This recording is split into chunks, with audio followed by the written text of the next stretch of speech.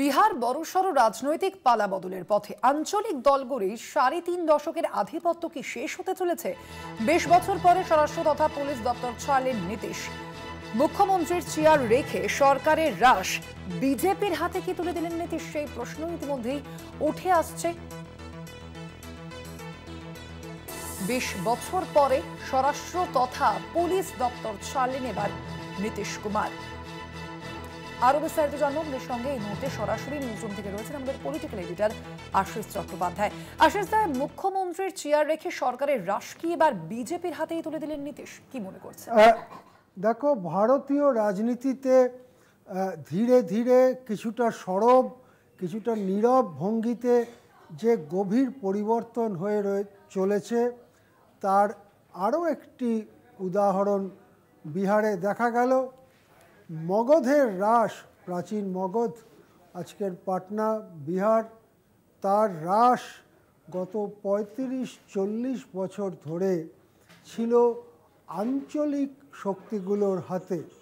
যারা আঞ্চলিক দল করেছিলেন, পিছড়ে বর্গ, দলিত, তাদের দাবিকে সামনে এনে, তাদের অধিকারের কথাকে সামনে এনে, তাদের জন্য সংরক্ষণের দাবিকে সামনে এনে তারা এই আঞ্চলিক দল গড়েছিলেন।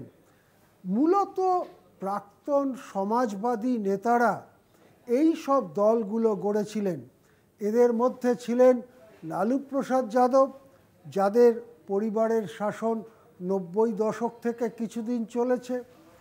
তারপরে এই নীতিশ কুমারের শাসন, দু একটা মানে দল পাল্টানোর কয়েকটা ঘটনা সত্ত্বেও নীতিশ কুমারের শাসন ২০০৫ থেকে চলেছে। এই ২০২৫-এ আবার তিনি মুখ্যমন্ত্রী হবেন।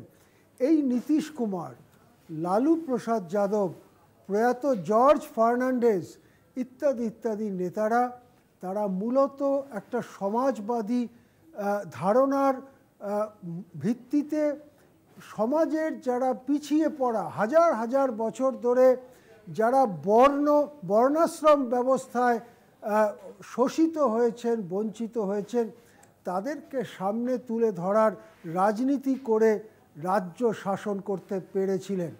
লালু প্রসাদ যাদব যেমন যাদবদের নেতা, মূলত যাদবদের নেতা ছিলেন। এই যে নীতিশ কুমার, ইনি মূলত কুর্মী সম্প্রদায়ের নেতা, যারা অতি পিছড়ে বর্গের মধ্যে পড়ে। তেমনি এই রামবিলাস পাসওয়ান, তার পুত্র এখন চিরাগ পাসওয়ান, তারা এই পাসওয়ানদের মূলত নেতা। এর সঙ্গে মুসলিম এবং অন্যান্য পিছিয়ে পড়া সম্প্রদায়কে মুখে ভাষা দিয়েছিলেন এই সব নেতারা। কিন্তু এবারে দেখলাম দুটো ঘটনা ঘটল।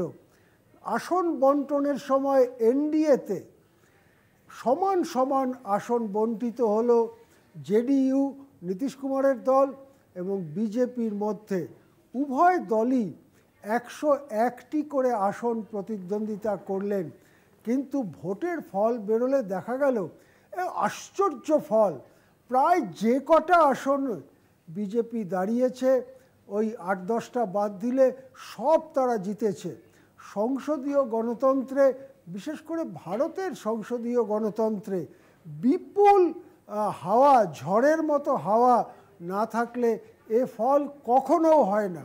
এই ফল আমরা দেখেছিলাম ১৯৭৭ সালে লোকসভা নির্বাচনে উত্তর ভারতে, যখন এমার্জেন্সির বিরুদ্ধে, অভ্যন্তরীণ জরুরি অবস্থার বিরুদ্ধে তীব্র ঝড় ছিল। এবারে কোনো ঝড় ছিল না, তা সত্ত্বেও বিপুল সাফল্য বিজেপি পেয়ে গেলেন, এবং তার মধ্যে দিয়ে ওইটা সরব বিরাট সাফল্য পেল বিজেপি, বিরাট সাফল্য পেল এনডিএ। তারপরে নীরব পরিবর্তন যেটা হলো, সরকারের আসল যে দফতরগুলো প্রায় সবকটাই বিজেপির হাতে চলে গেল। যেটা দেখা যাচ্ছে, সম্রাট চৌধুরী, যার বিরুদ্ধে, যার শিক্ষা দীক্ষা যোগ্যতা ইত্যাদি নিয়ে নানান প্রশ্ন উঠেছে, সেই সম্রাট চৌধুরী তিনি স্বরাষ্ট্র দপ্তরের দায়িত্ব পেলেন। স্বরাষ্ট্র দপ্তর মানে পুলিশের ওপরে নিয়ন্ত্রণ, অর্থাৎ বিহারে পুলিশ এবং সিভিল অ্যাডমিনিস্ট্রেশন, এই পুরোটা এখন বিজেপির হাতে চলে গেল।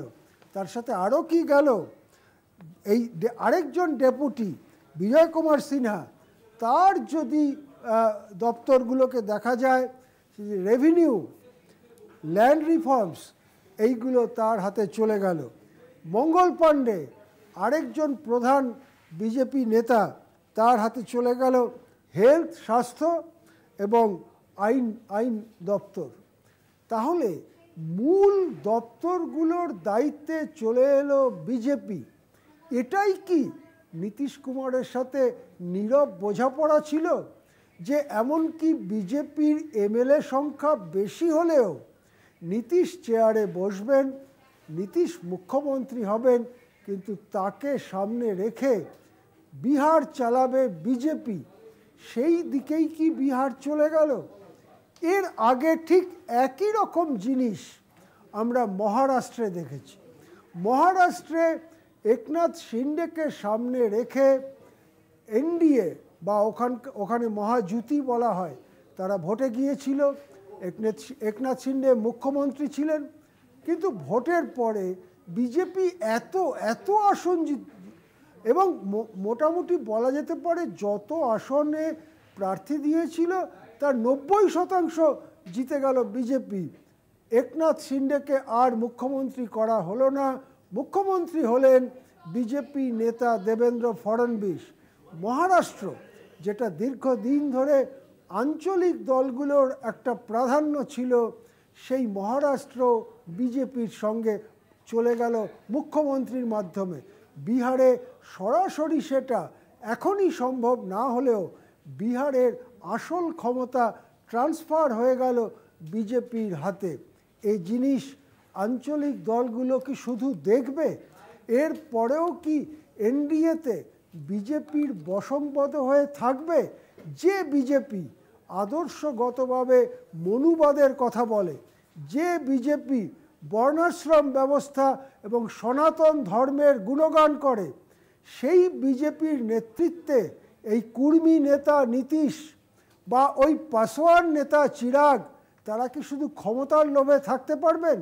যদি থাকতে পারেন, পাসওয়ান ভোট, কুর্মী ভোট, এর পরেও কি নীতিশ চিরাগের সঙ্গে থাকবে?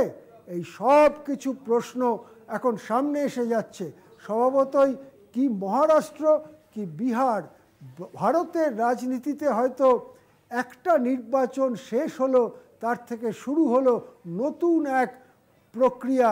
সে প্রক্রিয়া কোন দিকে যায় সেদিকে আমাদের নজর থাকবে। একেবারে আশিস, ধন্যবাদ আপনাকে। আমরা কথা বলছিলাম, সরাসরি ছিলেন নিউজ রুম থেকে আমাদের কলকাতা টিভির পলিটিক্যাল এডিটর আশিস চট্টোপাধ্যায়।